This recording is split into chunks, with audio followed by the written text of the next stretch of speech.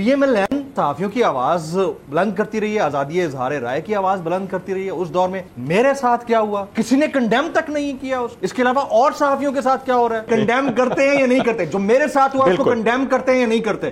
آپ کی وزیر اطلاعات کہاں تھی, ہمارے پرائم منسٹر کہاں تھے, چاہے وہ جیسے بھی ہیں, کہاں تھے؟ ایک کنڈیمنیٹری سٹیٹمنٹ مجھے دکھا دیں. پارٹی میں تمام لوگوں کے اوپر پابندی لگ گئی کہ آپ نے آسما شرازی کے پروگرام میں نہیں جانا.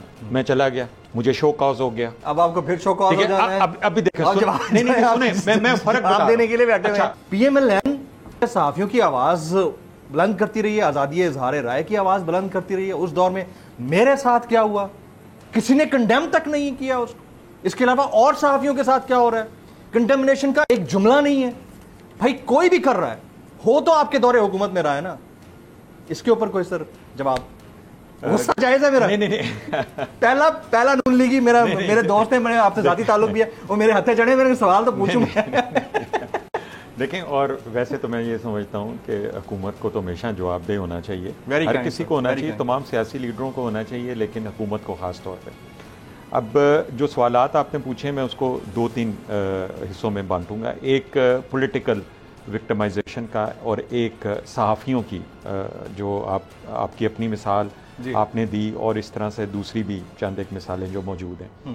پہلے میں پولیٹیکل وکٹمائزیشن کا آپ کی پہلے صحافیوں کو کنڈیم کرتے ہیں یا نہیں کرتے؟ جو میرے ساتھ ہوا اس کو کنڈیم کرتے ہیں یا نہیں کرتے؟ آپ کی وزیر اطلاعات کہاں تھی, آپ کے وزیر داخلہ کہاں تھے, ہمارے پرائم منسٹر کہاں تھے, چاہے وہ جیسے بھی ہیں, پرائم منسٹر موجود ہے, کہاں تھے؟ ایک کنڈیمنیٹری سٹیٹمنٹ مجھے دکھا دیں پلیز. میں آپ کو نا جمیل بڑی آنیسٹلی آپ کو اپنے دونوں تجربات بتا دیتا ہوں, سر PTI کے ساتھ بھی اور PMLN کے ساتھ. سر کنڈیم کر دیں پہلے, سب سے پہلے کنڈیم میں, پھر تجربات بتائیے. دیکھیں, مجھے ایک پس منظر پہلے بتا دینے تھے. مجھے آپ نے کیونکہ سوال پوچھا ہے, میں آپ کو چاہتا ہوں کہ یہ کلیریفیکیشن ہماری طرف سے, حکومت کی طرف سے ضرور جائے.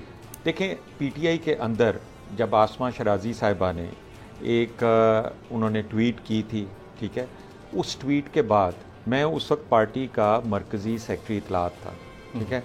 پارٹی میں تمام لوگوں کے اوپر پابندی لگ گئی کہ آپ نے آسما شرازی کے پروگرام میں نہیں جانا. میں چلا گیا, مجھے شو کاز ہو گیا. پوری پارٹی کی ٹاپ لیڈرشپ پوچھ رہی ہے کہ آپ اس کے پروگرام میں کیوں گئے. اب آپ کو پھر شو کاز ہو جانا ہے. ابھی دیکھیں, سنیں, میں فرق آپ دینے کے لیے بیٹھے ہوئے ہیں.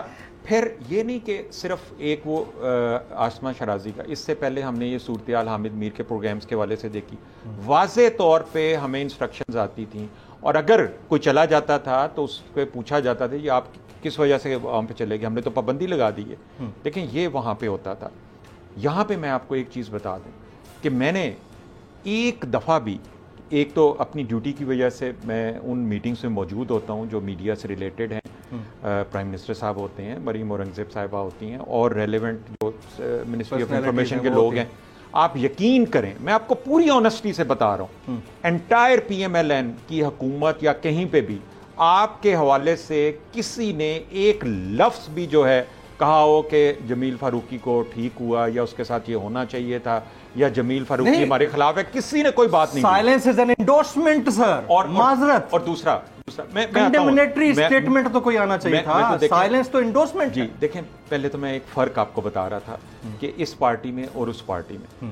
اب جو صحافیوں کا اس ملک کے اندر جو ہے سفر کافی مشکل ہے, اور جمیل آپ ایک ینگ جرنلسٹ ہیں, آپ بھی اس سفر میں اب شامل ہو گئے ہیں. یعنی اب آپ کا نام بھی ان میں آ گیا ہے کہ جن کے ساتھ وکٹمائزیشن بالکل ہونی چاہیے. آپ کرتے ہیں آپ مذمت کرتے ہیں سر, آپ مذمت کرتے ہیں, آپ مذمت کرتے ہیں, غلط ہوا, میں نہیں ہونا چاہیے تھا. تو ایک تو پہلی بات یہ ہے کہ دیکھیں, میرے پاس تو کوئی لیگل اس کی انفارمیشن سر, لیگل کیا ایک ادارے نے FIR بنائی, 4 دن بعد کہتا ہے یہ تو ہماری جورسڈکشن میں نہیں آتا. 4 دن میں آپ نے اس کو ٹھیک بندے کو اپنی کسٹڈی میں رکھا, بلکہ میرے لائر اس کے اوپر زیادہ بہتر بات کریں گے. مجھے اجازت دے دیں.